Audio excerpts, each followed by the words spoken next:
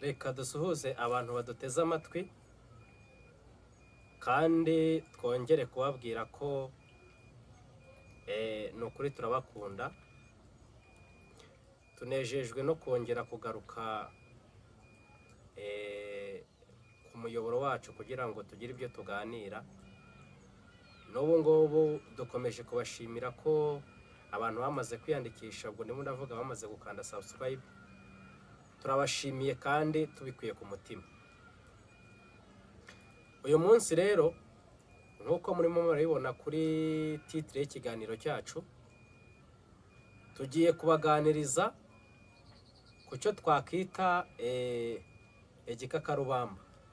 Igikakarubamba abenshi basanzwe bakizi ko ari ikimera, ariko icyo kimera kikaba ari ikimera gifite umushonge urura cyane. Uyu munsi rero tugiye kubabwira akamaro k'igikakarubamba, tugiye kubabwira imimaro 6 y'ingenzi y'igikakarubamba. Igikakarubamba icya mbere gibasha gufasha ku muntu wagize ikibazo cy'ubushye, aho umuntu agishyira aho yahiye inshuro 3 ku munsi kugeza ubwo bushye bukemutse, cyangwa se kugeza ubushye bukize. Ako ni akamaro ka mbere k'igikakarubamba.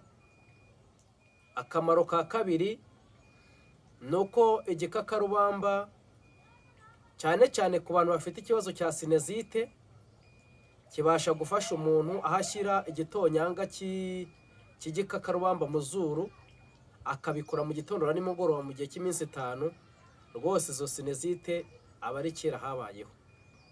Umumaro wa gatatu,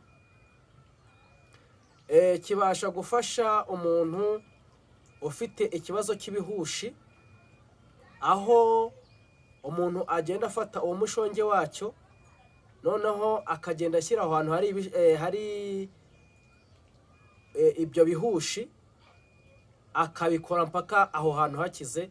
Rwose ni umuti ukomeye. Ikindi, ku bantu bafite uburwayi bwa macinya, afata amababi 2 yacyo akayashyira muri litiro 1 y'amazi, yangiza agacanira, yamara gucanira noneho akajya afata ikirahure kimwe mu gitondo, saa sita nimugoroba, akabikora mu gihe cy'iminsi 5. Ni ukuvuga ngo ikibazo cya macinya nacyo gihita kigenda kikaba kera habayeho. Ariko twongere twibukiranye, cya 5, ufata miligarama 500 z'igikakarubamba ukazishyira muri mililitiro 500 za alcohol zifite 40%, ni concentration ya 40%. Wangiza ugashyiramo miligarama 500 z'ubuki, ugapfundikira. Noneho wamara gupfundikira ukajya ufata ibiyiko 3 ku munsi. Icyo kibazo ni ukuvuga ngo uwo muti uzagufasha ku kintu kijyanye na kanseri. Kandi kamaro ka 6 ariho nanavuga ka nyuma, ku bijyanye n'ibyuririzi bya sida cyangwa se VIH, ufata miligarama 250, wangiza ukazicanira muri litiro 2, washyizemo 1/4 cy'ubuki, cy'ikirahure cy'ubuki. Noneho wamara kubiza urumva ko unayungurura. Wamara kuyungurura ukajya ufata ibiyiko 3 mbere y'uko ugiye gufata amafunguro.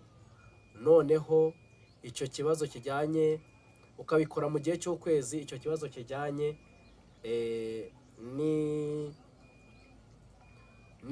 n'ibyuririzi bya sida bikabasha kugufasha.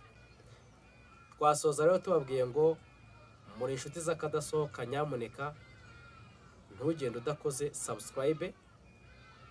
Dukomeje kuzaza tubagezaho ibiganiro byiza kandi bigiye bitandukanye bimwe bigiye by'ibicaracara kuri iyi si binyura mu binyamakuru. Uyu munsi rero twari twaje kubabwira umuti udasanzwe w'igikakarubamba, kikaba gikunda gukoreshwa cyane cyane nk'ibyaremwe, ariko tuzi yuko gifite umushonge urura. Rero murakoze cyane, mu nshuti z'akadasohoka, ibiganiro byacu nagahoraho naho ubutaha.